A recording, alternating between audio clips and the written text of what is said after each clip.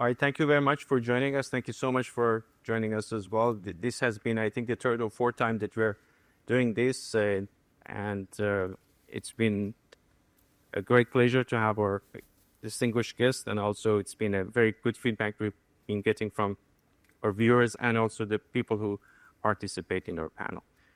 We have two very distinguished guests, Norman Roule, who is a veteran U.S. intelligence official for more than 30 years. He worked on the Middle East, particularly, if I'm not mistaken, more than a decade on Iran at the DNI.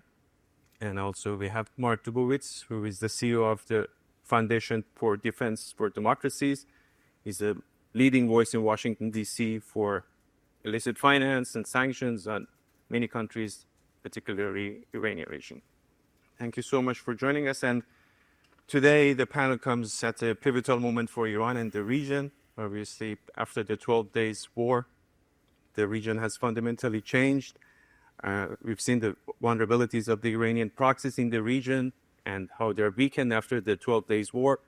And the question remains whether the Iranian regime can rebuild its nuclear infrastructure and the missile program. A few days ago, the Iranian Foreign Minister Abbas Araghchi said that the negotiations moving forward should be an armed negotiation. How do you translate that? What does that mean, an armed negotiation? If I may start with you.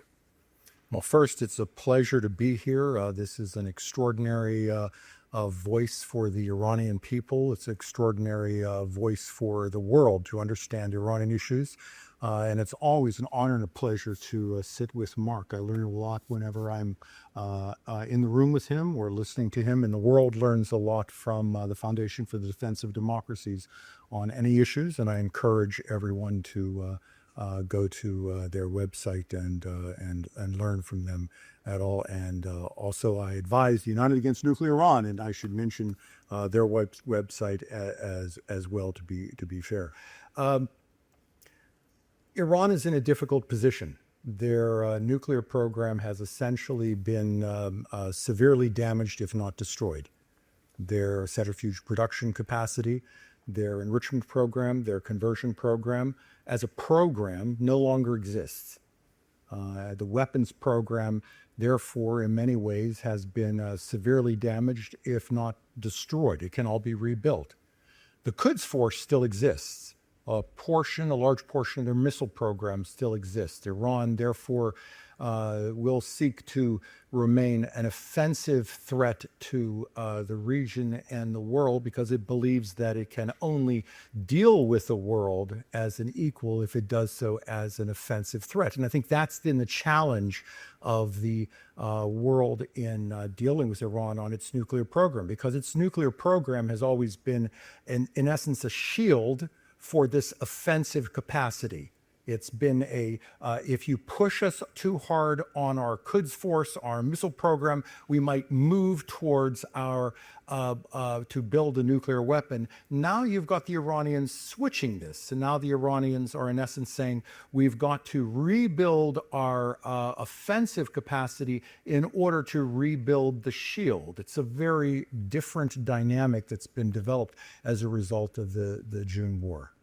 It seems that they are quite serious on rebuilding their capacity again. But many are surprised that after that 12 days war, that the way that Israeli attacked, that we were talking earlier, that within the first 45 minutes, they destroyed a lot of the infrastructures and some of the IRGC leaders. One would imagine that Iran would come to the negotiation table and realize, technologically we are far behind. There's nothing we can do. If they attack us again, the regime might collapse. How come they haven't come to that conclusion and they are betting again on their infrastructures being rebuilt and being an offensive force in the region, as Mr. Roule described? So first of all, thank you for having me. Obviously, Iran International, the most important broadcaster into Iran, and obviously a critical source of information from all of us who follow Iran. Great to be with my friend Norm, who I noted you described as an intelligent officer, and I thought that's exactly right. He's not just an intelligence officer, but he's actually an intelligent intelligence officer. I was going to take that compliment because no one else has ever given it, and I was going to take it because I wanted to get it on the record at least once in my career. One of the most intelligent intelligence officers you'll ever meet, either here or anywhere in the world. So it's a great pleasure to be with Norm. So I think it's remarkable that Arakchi says this, because the only place where the regime beats us consistently is at the negotiating table. Anytime they get at the negotiating table and they get in front of Americans or Europeans, or even our Gulf Arab friends, the regime is very adept at negotiating their way out of whatever predicament they found themselves in, and concluding deals that I think have been historically to our disadvantage. So I don't know what Arakchi's waiting for, because if I were him and if I were Khamenei, I'd be back in Oman negotiating with this administration. Where does that confidence come from? Well, I think the confidence that they have, it should come from the fact that they've had years of experience. They know their file. I mean, that's always the amazing thing that I've been constantly in disbelief around, and that is that our folks have 2 years on the file, 5 years on the file. Maybe we get lucky and we have someone like Norm who's got decades on the file, but our political leadership and our negotiators typically are entering this negotiation without a deep understanding of the issues. Arakchi, Zarif, I mean, these guys have spent years. They built their career. In Iran, you don't get to the highest levels of the foreign ministry or candidly any ministry unless you know the file, and you know the nuclear file and the missile file. And so when they come to the negotiating table, they know the technical details, they know the arc of the negotiating history, and I think they're very adept at running circles around us as a result. So I'm surprised they haven't. I'm glad they haven't. I worry that they will. I'm worried that the Trump administration will be back at the table looking at some kind of negotiated settlement, where I think we are in the strongest position we've ever been in. The Islamic Republic's in the weakest position it's ever been in. And at the end of the day, time is on our side, not on their side. If they want a deal, they know the price for that deal: full dismantlement, zero enrichment, zero reprocessing. It seems from both sides there is no rush for negotiations, though, right? Is it from the American perspective that the mission is already accomplished? The Iranian nuclear program is diminished to the point that it's going to take months, maybe years, maybe decades for them to rebuild, and Iran is not an imminent threat anymore. Well, I think there is a sense that the Iranian nuclear weapons threat at present does not exist. The threat of a nuclear weapons program in Iran certainly does exist. The intent by Iran to build a nuclear weapon probably does exist in some quarters of Iran.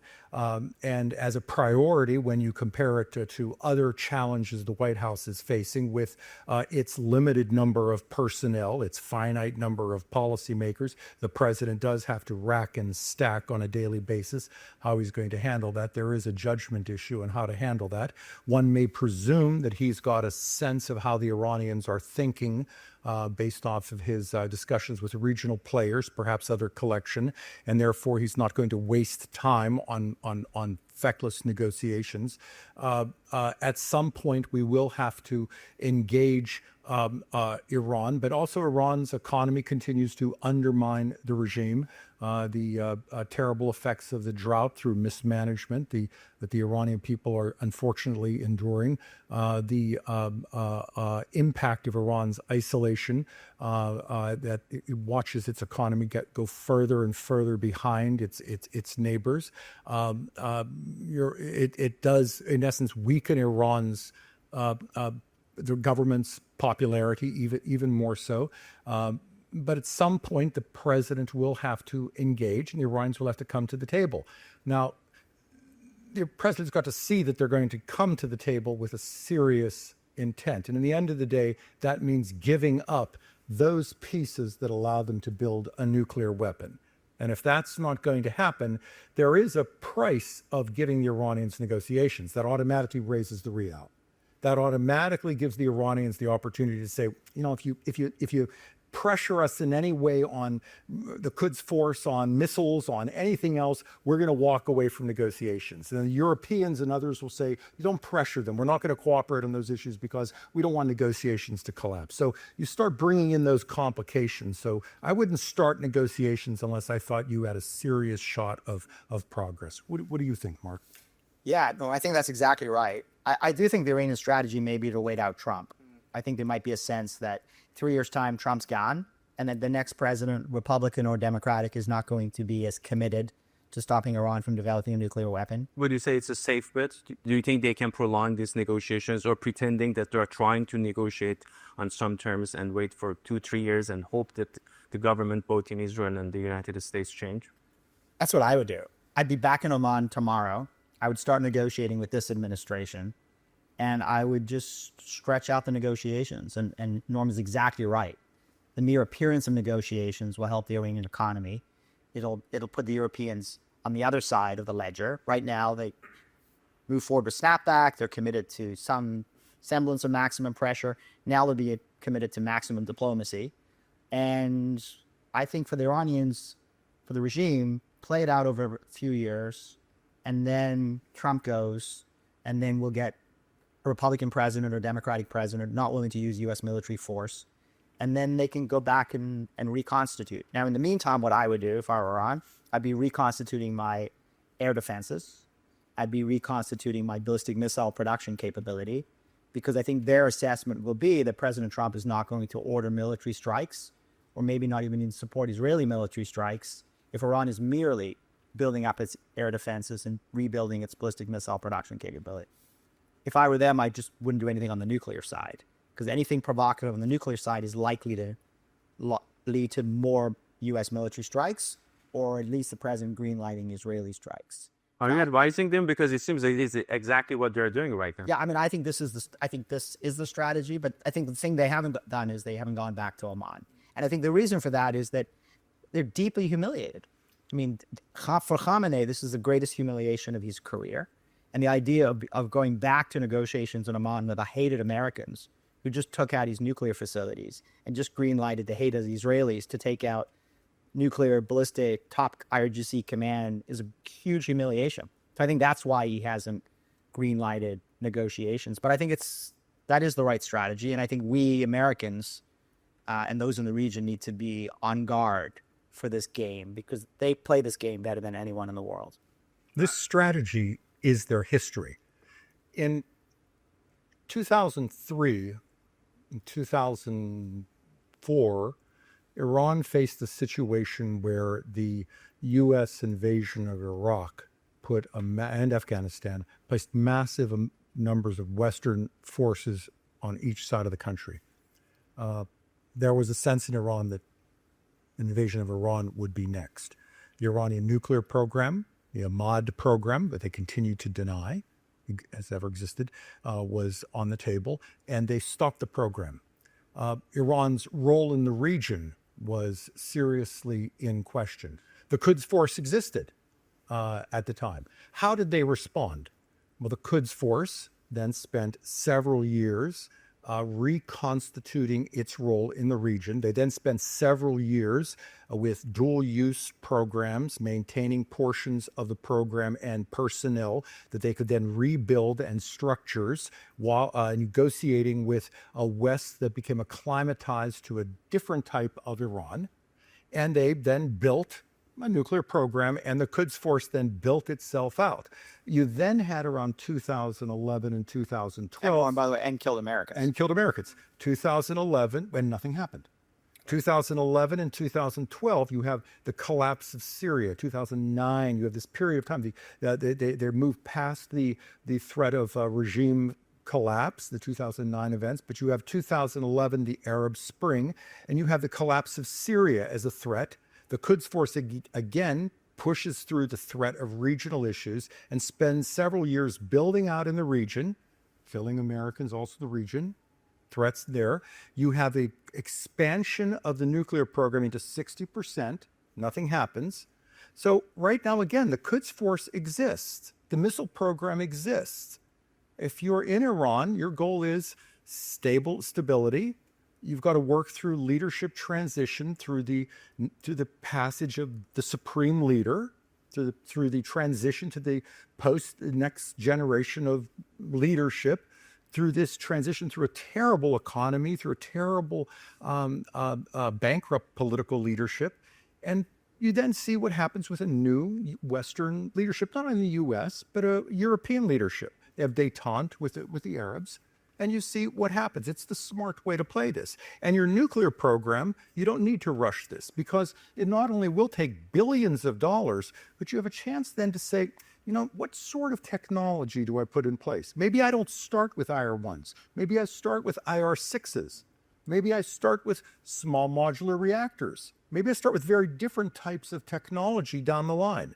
So this is a time to hurry up and slow down. Hurry up in some areas, slow down in others, so they're not inviting an attack, but maintaining the Quds Force missile program and building for that future while sustaining the regime. Yeah, and I think the one country that knows this plan Is Israel. and is not going to get fooled by it, I mean, we might in the United States, but the Israelis are not, right? They know exactly how the regime is going to play this. And That's the unpredictable part for the Iranian regime. well, it is unpredictable, but it should be predictable in this sense that the Israelis have demonstrated over the past 2 years that this is not the Israel that the regime assumed that they were. The regime had assumed Israel was fearful to act, didn't have the capabilities to succeed, and would be restrained by an American president. I mean, I think there was almost contempt for Israel in Tehran amongst the regime. And I think 2 years should have demonstrated to this regime that every one of those assumptions was incorrect. The Israelis are no longer fearful to act. They have extraordinary capabilities to do so alone. And they were not fearful of Biden. I mean, they took out, senior leadership of Hezbollah and Hamas, were defying Biden on many of the things that President Biden was trying to restrain them over. In Tehran. Including in Tehran. And then when President Trump came into office, they actually got a president who was fully committed to taking out Iran's nuclear program and was the first president who actually meant it, I think. So I think we have 2 points. I don't find Iran unpredictable. I find Iran's actions right now relatively predictable.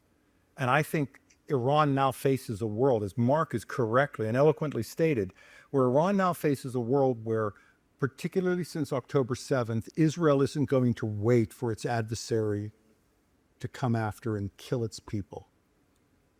It's going to use its intelligence services aggressively and its military to go after those adversaries first. And there's a U.S. president which is going to use surgical military power in a very appropriate fashion, and has done so in a way that is not ignited the regional war that so many people insisted would happen if any military action took place against Iran. And now that red line, and Iran erased was so good at erasing red lines. They would go to 20%, then 60%. These were red lines that people insisted, if they did this, there will be military action, and that action never occurred. Well, now the red lines of Israeli-American conventional military action against Iran have been erased as well. So Iran is in a different world, and that unpredictability exists on our side. But I think Iran's plans, its response, how it's moving forward, this missile program and Quds Force, they're still delivering weapons to Hamas in the last few weeks, and the Houthis in the last few weeks, to Sudan, drones and other work. Again, we've talked about this in recent months. There's no surprise there. But I don't think the international community is responding robustly to Quds Force activity, and Iran correctly assesses it won't do so. I want the discussion to be interactive. If anyone has any question throughout the conversation, please raise your hand and feel free to join and ask your question. If anyone at this particular point has any question, please feel free to. Go ahead, please. One topic that you didn't mention, and I think me and our audience inside Iran would love to hear about that, is about the possibility of regime change inside Iran. A few days ago, one of the Israel officials publicly in the TV stated that the plan is regime change in Iran before end of the administration here in the Washington, D.C. Do you think that would be feasible or realistic in some way? I mean, I'll say one thing. I believe after many, many years that bringing down the regime in Iran is now a central pillar of Israeli strategy. I think October 7th, as Norm said, changed everything. I think we can no longer live with the Islamic Republic. We know that Khamenei is committed to our destruction. I mean, I want to ask everybody this sort of thought experiment, right? After this devastating war that the Islamic Republic just endured, after the devastating economic pressure and environmental pressure, I mean, you can't give your people fresh water, you can't keep the lights on. What would a pragmatic Iranian leader do, or any leader would do? Would say, you know what, it's time to rebuild my country and rebuild my economy and make sure I'm starting to take care of my people's welfare. I need to rebuild our economic strength. I need to ensure that there's political stability and social stability. I'm going to give up on this fantasy of destroying this little country in the Middle East called Israel. I'm just going to give up on that fantasy, right? That was Khomeini's fantasy. I'm going to give up on that fantasy. And I think that's what a pragmatic leader would do. The fact that Khamenei is doubling down on this fantasy, this delusion, that he can continue to mobilize all of Iran's resources at the expense of its people towards one singular goal of destroying the world's only Jewish state, shows to me that this regime is incapable of the kind of reform that I think some people thought they were capable of in the 90s and under Rouhani and Zarif and all this nonsense about the reformers inside the Islamic Republic. They're not capable of reform. They don't care about the Iranian people, and they are going to continue on this mission. And so it is absolutely appropriate that the Israelis say, well, you know what? If that's the case, the only response from us is we have to bring down the regime, because without a different regime, we cannot remove this threat. And by the way, with a different regime, I think Israelis that I speak to are very confident that there would be really beautiful relations between Israel and Iran in some kind of Cyrus Accords. You think the region and the United States share that vision as well? I do not think that the region does. I think that the region would like to see the end of the Islamic Republic of Iran, but I think is worried about, quote, regime change. I think the United States, and I'd love to hear from Norm on this as well. I think in our system, we don't like the word regime change because of our experience with Iraq and Afghanistan. Though no one's talking about 500,000 mechanized U.S. troops invading Iran. What we're actually talking about is the Reagan strategy, right, which Ronald Reagan successfully implemented in the 1980s, which is maximum support for anti-regime dissidents while putting maximum pressure on the regime. And I think a maximum pressure, maximum support strategy is something that some people in our senior leadership could get their arms around. We certainly have embraced maximum pressure to some extent, but now we have to get the president and senior leadership to understand that maximum support for anti-Islamic Republic dissidents is not Iraq, Afghanistan regime change. It's what Reagan did so successfully in the 1980s. By the way, I'd love to hear from Norm on this, because Norm's got a very good sense of kind of what's in our security establishment, where the sentiment is and where the sentiment has been over this question of bringing down the Islamic Republic. The issue of regime change often requires definition of the word regime. It's not hard to imagine the change of a handful of people or a person. Once you start thinking about this in terms of the DNA of political structures throughout a leadership of a regime itself, you get into decision-making that can become quite complicated. In Iraq, this ended up in decision-making that was counterproductive. The decision to de-Ba'athify, and that proved to be a counterproductive move. But that is regime change, right? You get rid of the Baathists in the regime, right? In the end, the Iranian people are the ones who have to decide how to change that regime. And they're dealing with a regime that is politically bankrupt. It has no policy solutions to what it's dealing with. Mark is absolutely correct that just insane foreign policy decisions, no domestic economic or political decisions that can salvage the future for the Iranian people. Compare what is happening in the Emirates or Saudi Arabia in terms of how they're defining their future to how the Iranian people are having their future defined. And it's just, it's horrifying how the difference is. And yet that is where they're stuck. So I'm not sure that any external country can change that entire edifice. But certainly an external country such as the United States can and should be providing whatever support that can be provided so that the Iranian people can change that structure from within to what they need to give themselves that better future. I mean, a brilliant people with an extraordinary past and such future potential should not be denied that future simply because they've got these goofballs in charge. And we should do everything we can to do that because we want their ideas in the United States. It's in our interest to have that technology in the future and the cures and their philosophies. It's in our interest, right? And so maybe it's just for self-interest alone that I want the Iranian people to succeed, huh? I mean, very simply, we'll go to a question. I mean, I grew up in Tehran, otherwise known as Toronto. And obviously I've spent, 22 years in the United States, and I've visited Iranian communities all over the United States and in Europe and elsewhere. And the only place where Iranians don't succeed and thrive is inside the Islamic Republic of Iran. It's extraordinary diaspora communities, and we know you are part of them, and we know them. And Norman's right. I mean, a free Iran would be incredible for the region, obviously for the Iranian people, but also for the United States and for Europe, and to be able to actually, and for Israel, to be able to trade and invest and cooperate with a free Iranian people. The extraordinary potential, and the only thing standing in the way are the old men in Tehran, the mullahs and the guard corps, who are not prepared to let the Iranian people have this opportunity. So this the past 2 years of war that have been so humiliating for Iran were started by one of Iran's terrorist proxies. I'm wondering whether you expect Tehran to continue to prioritize rebuilding those proxies as much as they did before October 7th and Midnight Hammer, or if they'll put more emphasis on their domestic military forces. The answer is yes. Both. To both. Yeah.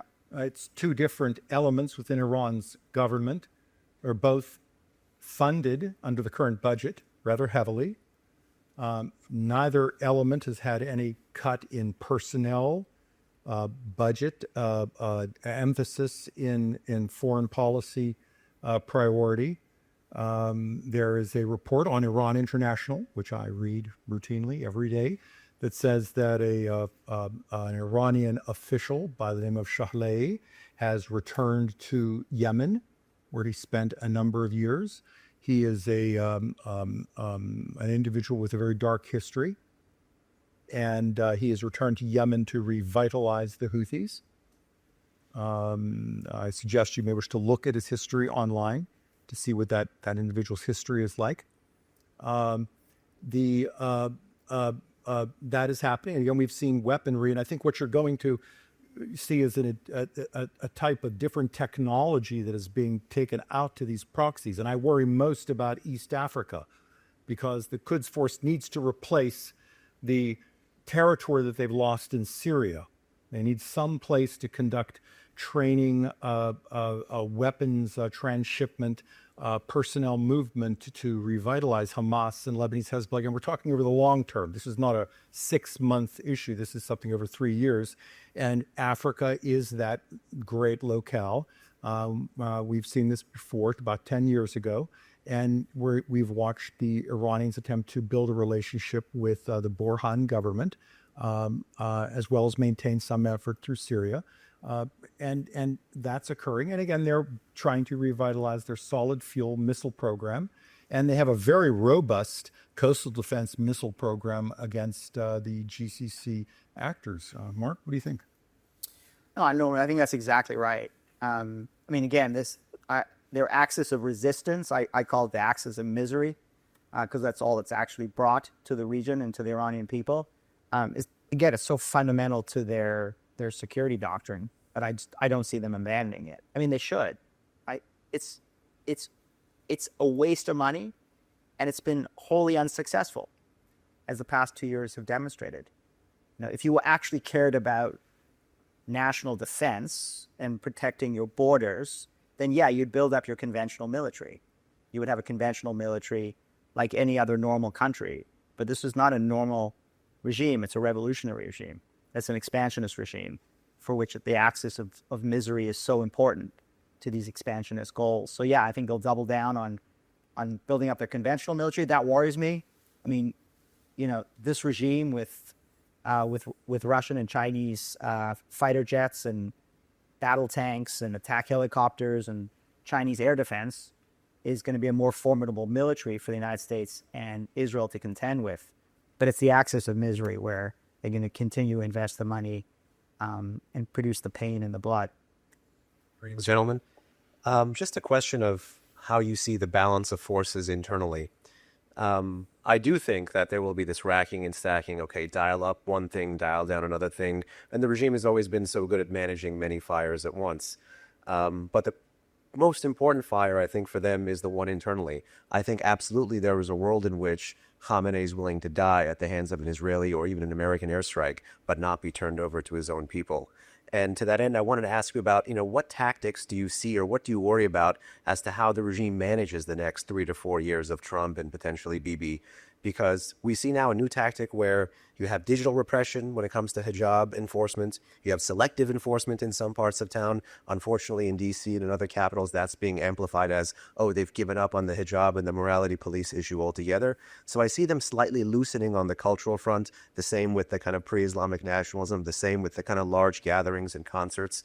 And I see the regime sticking with the crackdown to render the population afraid, but now there's this new strategy to render them apathetic, to how to take the oxygen out of the people's movement. And in a world where they have less resources, it seems like they're prioritizing cracking down on any kind of political dissent. Even the kind of people, the 21,000 that they've arrested reportedly since the end of the 12-day war, that includes people who've just liked something on Facebook or reposted something on Instagram. That's how marginal the political crimes are, and that's how, in a draconian way, they're kind of cracking down on it. So can you tell me a little bit about how they plan to kind of manage this crisis for the next kind of 3 years of Bibi and Trump internally? Because I think that's actually where they will put the bulk of their focus, and it seems to be where the bulk of the crackdown is. Well, as one of Washington's leading Iran experts, particularly on the internal situation inside Iran, first of all, great question and great answer. I mean, I think that was a great assessment. I don't know, Norman, if you want to add anything to that, but I mean, it seems to me that you've put your finger on this. It's this balancing act between brutality, continued internal repression, funding the axis of misery in order to create external brutality and external repression. While at the same time, I think you don't want to make too much of this, but I think there's been such a threat to that third pillar of the Islamic Revolution, right? Death to America, death to Israel, and mandatory hijab. I mean, it's really interesting because death to America, well, America just dropped 14 massive ordnance penetrators on your nuclear facilities. So not going so well. Death to Israel, oh, the Zionist entity just spent 2 years just ripping apart your axis of misery, and as well when internally inside your country, with an air force and intelligence dominance that I think shocked the world. An Iranian woman took to the streets in 2022, 2023 in Women Life Freedom, right, and said death to the dictator. We are no longer going to be subject to your gender apartheid. And that was a significant blow to the regime. So even though they continue with selective hijab enforcement, even though we must not make too much of these selective videos that are coming out, showing women with their beautiful hair flowing in concerts, it is true that the regime is having a second look at this issue. I think they're terrified about another Women Life Freedom movement, and they're terrified about millions of Iranians on the streets protesting against hijab, protesting against the economy, protesting against terrible environmental conditions, and protesting against, again, the waste of Iranian resources and lives on this fantasy of trying to destroy America and Israel. So death to Israel, death to America, death to hijab, or enforced hijab, is not going so well. How you look at information really depends upon where you sit. I'm not sure how much they really care about how certain people in Washington care one way or another about the videos of women with or without a hijab. The people on the internet, And it's a nice thing for some of the propaganda plays, but does the supreme leader wake up in the morning and say, yippee, there are people in America who think we're liberalizing? I do think there are people inside of Tehran who say, in their quiet moments, we're a fading regime. We're not so far off from the Soviet Union in our final days. Our leadership is not going to crawl into the grave when the supreme leader dies with him, and we need to survive. Our population is disillusioned. And how do we survive? How do we draw upon our history? How do we modulate these dials? And how do we play this? And they have access to security forces and internal polling data and internal security data and intelligence data on opposition-like forces that is not available in the West. And that data gives them a picture that then plays out. Now, sometimes we see that as, they're letting people do this or letting people do that, and we interpret it one way here. But this is, in the end of the day, about regime survival and transformation into a post-revolutionary leadership generation. And I think, in the end of the day, as always, you're spot on, double spot on, or indeed one of those brilliant analysts in the Washington community. You've got it right. They're going to do both brutality and not. But the why, it's about transformation into that post-revolutionary leadership era of men in their 60s and 70s with that IRGC DNA, getting that DNA to survive as they're percolating throughout the elites of Iran, getting them to survive with the Nizam. I think that's how I see this, but that's my sense more than anything else. I'll say one other thing. I really do mean this and feel this strongly. I think this regime is incompetent. The men who rule Iran, and they're mostly men, and are stupid enough not to bring in women to rule Iran, but they're incompetent. They're incompetent at running an economy. They're incompetent at running an electrical grid. They're incompetent at bringing fresh water to their citizens. They're incompetent at everything that they've invested hundreds of billions of dollars in, which is war, nuclear programs, and all of their tools to advance their national security. But that has surely been demonstrated in the past few years. Right? They're incompetent, and their incompetence is also because they don't run a meritocracy, right? You know why the Israeli Air Force is the best Air Force in the world, and it is. Pilot by pilot, it's better than the U.S. Air Force. We have a better Air Force because ours is bigger, and our pilots are extraordinary. But the Israeli Air Force is the best Air Force in the world, pilot to pilot, because it is the toughest organization to get into in the world. Much tougher to get into Israeli Air Force than any Ivy League college in America. Much tougher than to get into any special forces unit in America. You've got to be the best of the best of the best of the best. It's an extraordinary process to get into this. It's an extraordinary process to survive in there and to advance. Well, when you have that kind of meritocracy, is there any wonder that the Israeli Air Force can do what they just did during the 12-Day War? When you look at the IRGC is not based on competence. It's not based on performance. It's based on who you know, who your dad was, what kind of connections you have. Well, if you run your special forces or your elite based on that, they're invariably going to be incompetent and not perform. And so I'll just reiterate, I think this regime is incompetent. It's incapable of actually advancing the goals that it has set, as delusional as those goals are. And I think that the hope that I have for Iran is that the Iranian people will more and more understand how incompetent this regime is, and they're even incompetent at repression, because their repression is brutal, but it's incompetent. And I think that's when the window opens for the Iranian people to understand we're going to take back our country, because Norman's exactly right. We can't take back Iran for Iranians, but Iranians can take back their own country. And you know what? Shame on us for not supporting that all these years, every time they're on the streets. Hello, Rania Kaiser from the Early Phoenix. I have a question for both of you gentlemen. Mr. Roule, the first question is about the water drought in Tehran. There's 8 dams that are completely empty now. And today we read that the Iranian regime has cut off the water on the prisons. Can you please talk about this and tell us how we can exploit this issue to our benefit? The second question, sir, also today we read in the news that Iran is transferring weapons to Hezbollah via Turkey.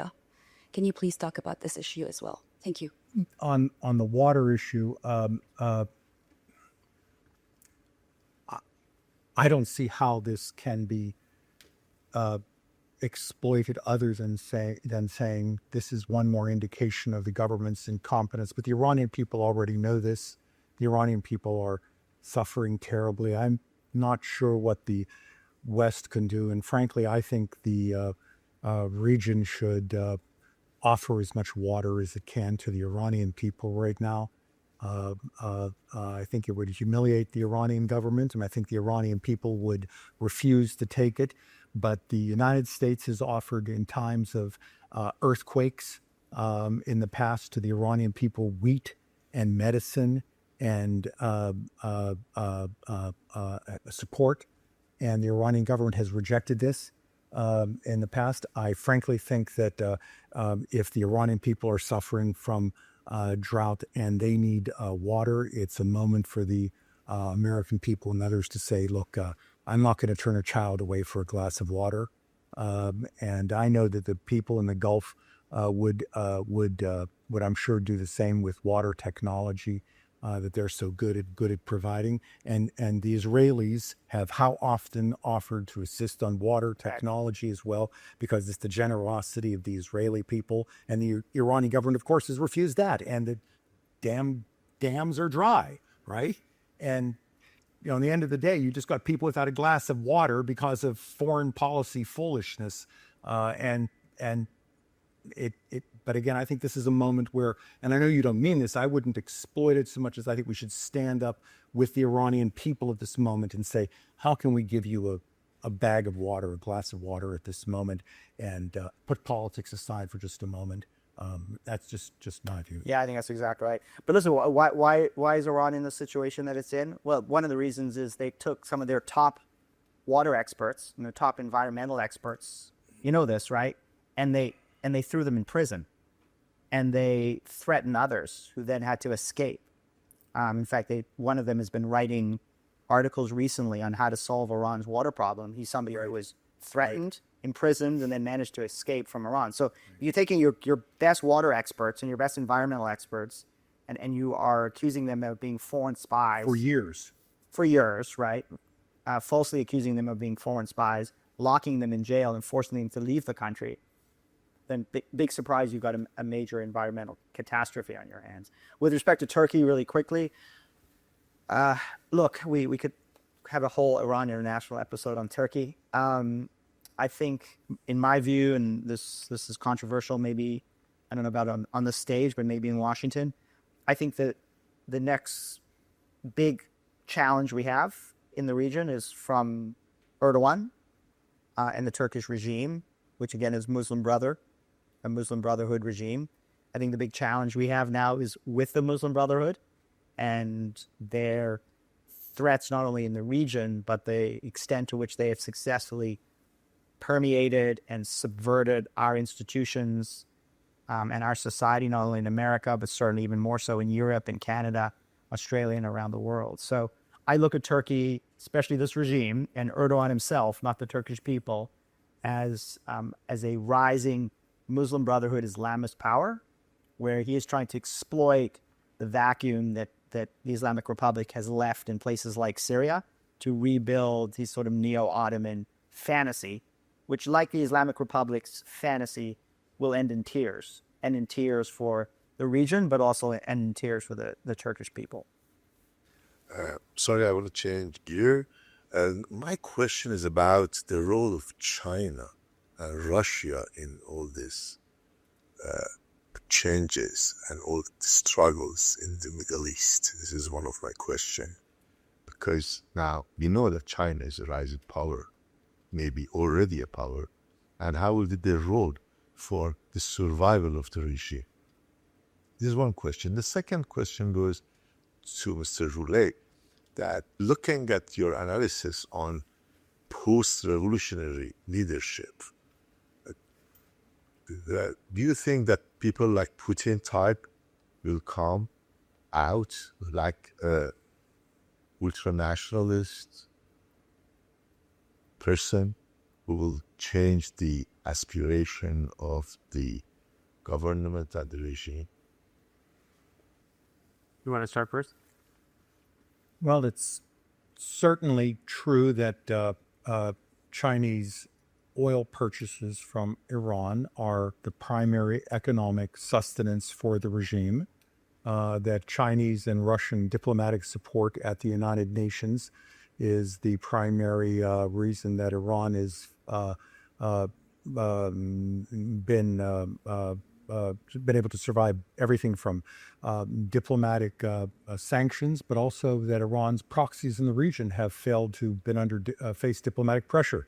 The Russians and Chinese have blocked diplomatic pressure against the Houthis for many years, and blocked investigation of Houthi weapon sales.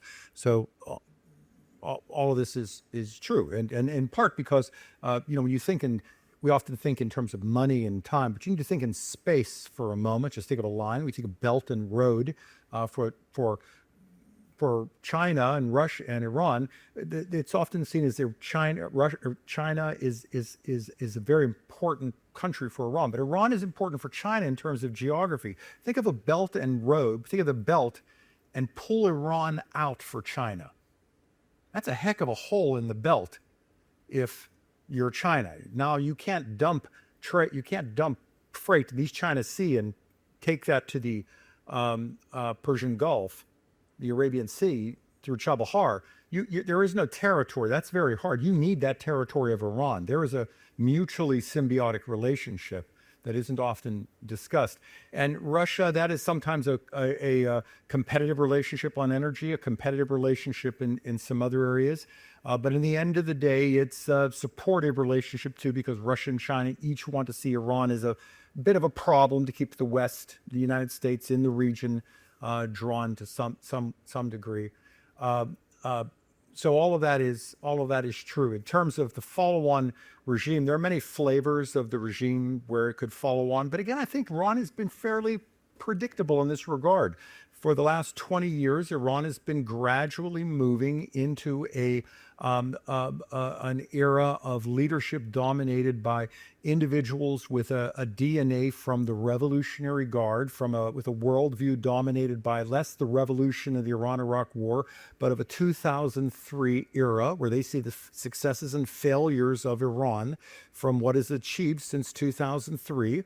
This era of individuals often has their connections, again, as I say, to the Revolutionary Guard, and their successes and failures financially and politically are tied to this network. And therefore, the next individual who leads the country is likely to be pulled from this polity. The question is, if they're a Putin-like individual, does that cause them to be someone who says, look, I could make millions of dollars as a corrupt Iranian official, but I could make billions of dollars as a corrupt Russian-like official, like Putin?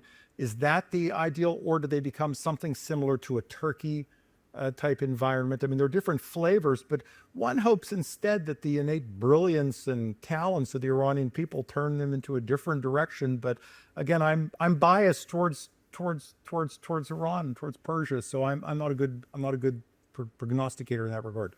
Mark, you're the genius. No, not at all. Quite. Only my own mind.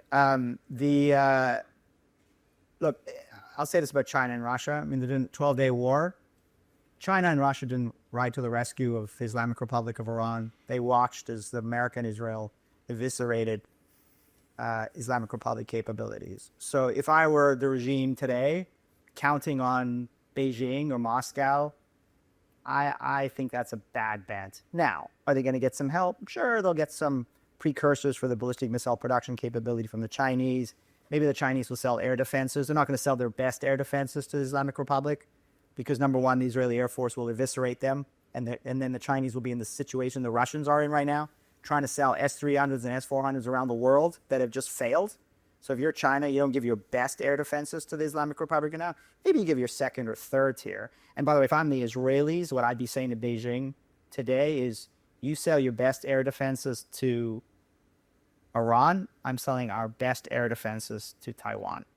So you go contend with the Arrow and Iron Dome and Davis Sling, and you try invasion of Taiwan. So I think that's going to create some deterrence. I also think one of us to always remember that China and Russia have very strong relationships with the Gulf and with the Saudis and the Emiratis and the Bahrainis and Egyptians and others. And so they're going to have to be careful about how they calibrate this relationship with the regime in Tehran.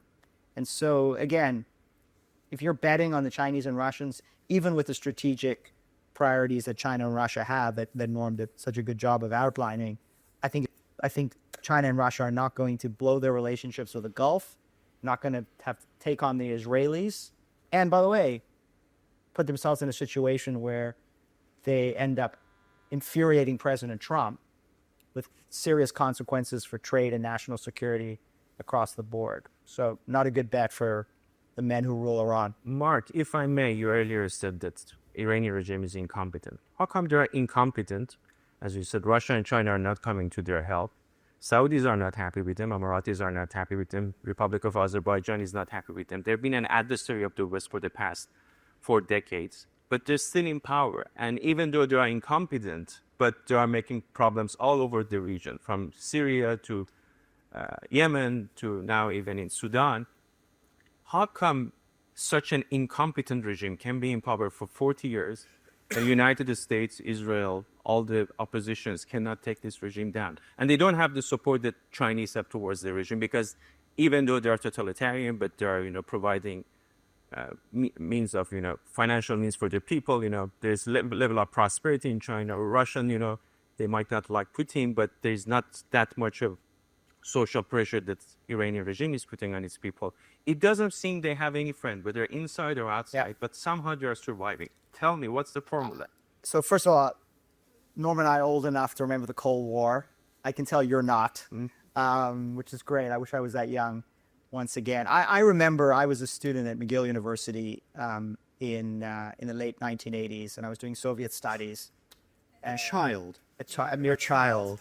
And exactly. And I remember one morning, you got to imagine, for some of you who are in the audience here, there's no such thing as the internet. It doesn't exist. There are no smartphones. So all we had were textbooks. And you're sitting in an information blackout because you're in a classroom in freezing cold Montreal. And our Soviet studies professor walks in that morning and says to all of us, can you please get up, take your textbook, and put it in the garbage can next to me. We didn't even have recycling bins in those days. There was no recycling. And we said, oh, what are you talking about? I spent $60 on that textbook. Why am I throwing it away?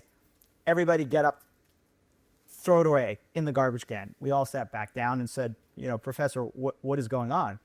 And she said, well, I just want to let you know that everything in that textbook and everything that I've been teaching you was wrong. This morning, the Berlin Wall just came down.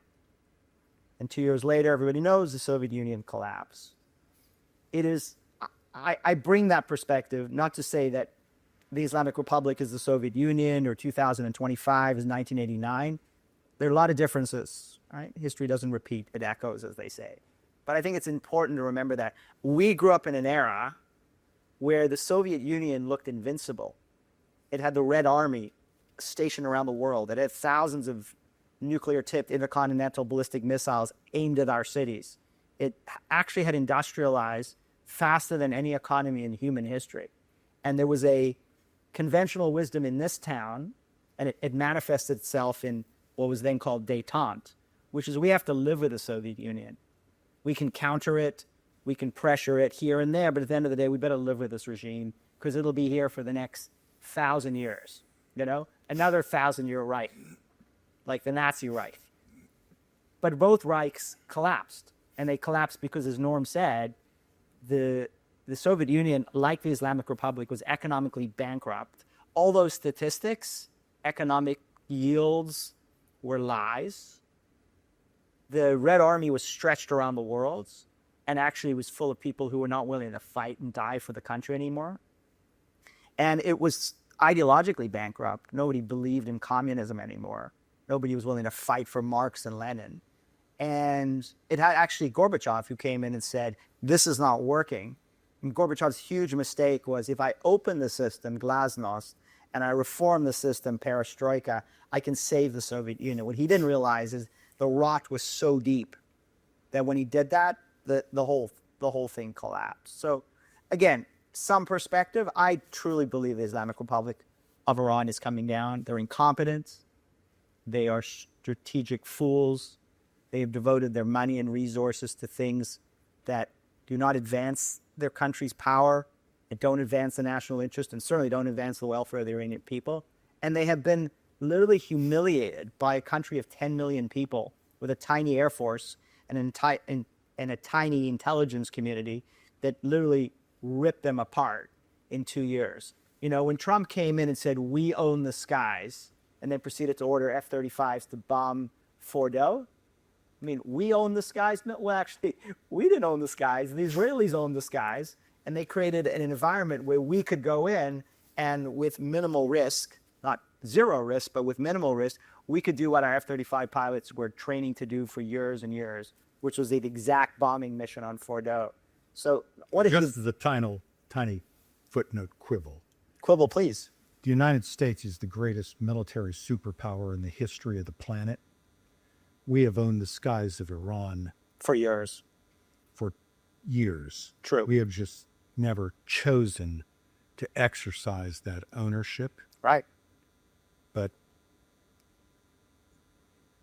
But, period. but by the way, But in that moment, yeah.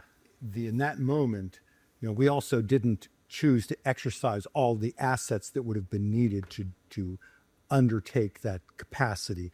The Israelis had done that, but the United States has, you know, Iran is not a, no, it has its military capacity, but you know, the United States military is built to take on global superpower military threats, and the Iranian military does not qualify in that category, no matter what the Iranian military leadership may bluster about. And Norm's exactly right. But you said it earlier, Norman, you and I had sat through these meetings, you in inside government, me outside government, for many years, where you would sit there with Iran experts and political experts and military planners and quasi-planners, and they would tell you how difficult this mission was going to be and how many American pilots we were going to lose and how this was going to escalate into World War III. And none of that came to pass. So you're right, the U.S. military can take on this mission, but unfortunately, over successive administrations, our political leaders were too afraid to take on this mission. And at some point, the skies were owned and the pathway was clear. And we were able to then work closely with our Israeli allies to, again, humiliate Khamenei and this regime. And within the last decade in particular, that has become a broader motif within many places of, if you do this, it immediately spreads to the region. In analytic terms, we often have a sense of credibility. If you say something, you know, you want to look back and say, was it proven correct? You know, I've often wondered, has somebody ever gone back to the number of voices who were certain that if Israel does this, you know, the entire region explodes. If Israel or the United States does this, this will spread to the entire region, and just say, you know, what does that do to the veracity of that voice on other issues?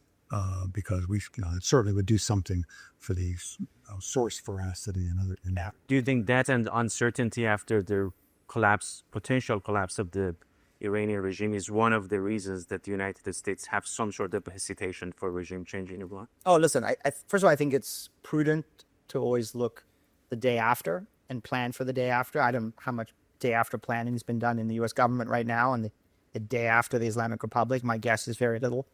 Unfortunately, I know some of it's being done in the think tank community. There's been some very good products put out. But I think that fear is certainly one of the reasons that people in Washington are hesitant to support it. And it's also very convenient for the regime to use that and spread this to Iranians and say, well, you may hate us, but you want to be Syria?